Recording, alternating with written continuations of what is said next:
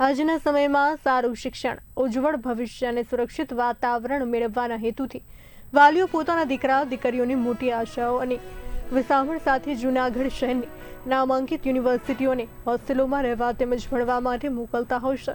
વાલીઓ પોતાના સંતાનોની સુખ સુવિધા માટે પેટે પાટા બાંધીને લાખો રૂપિયાની ફી ચૂકવતા હોય છે, પરંતુ હોસ્ટેલ અને શૈક્ષણિક સંસ્થાઓના વિદ્યાર્થીઓને નથી મળતી સુવિધા। આવો જ એક ગંભીર કિસ્સો જૂનાગઢ ખાતે આવેલ ડોક્ટર સુભાષ યુનિવર્સિટીમાંથી સામે આવ્યો છે। મોડી સાંજે ગર્લ્સ હોસ્ટેલમાં ઇડલીમાંથી ઈયળ નીકળતા વિદ્યાર્થીનીઓ રોષે ભરાઈ।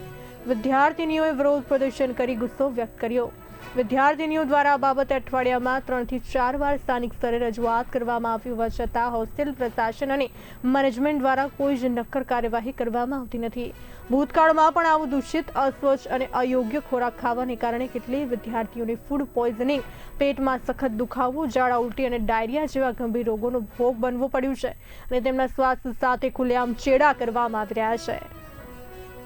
ડોક્ટર સુભાષ યુનિવર્સિટીમાં જે મહિલાની હોસ્ટેલ છે ત્યાં 12:30 વાગે અખિલ ભારતીય વિદ્યાર્થી પરિષદના કાર્યકર્તા હોવાના કારણે હું અહીં પ્રોબ્લેમ થયો છે, એના કારણે આવ્યો છું।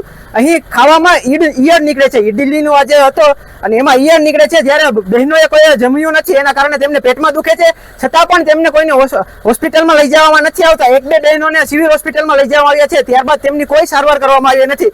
બહેનોએ વારંવાર કહેવા છતાં મેનેજમેન્ટનો કોઈ રિપ્લાય મળ્યો નથી। જ્યારે અમે આવ્યા ત્યારે મેનેજમેન્ટ આવ્યું છે ને મેનેજમેન્ટ અમને એમ કહે છે કે અમે તમને નહીં સાંભળીએ। જો વિદ્યાર્થીના હકમાં અમે નહીં બોલીએ તો એમને કોણ સાંભળશે? વિદ્યાર્થીનું સાંભળવા મેનેજમેન્ટ તૈયાર નથી।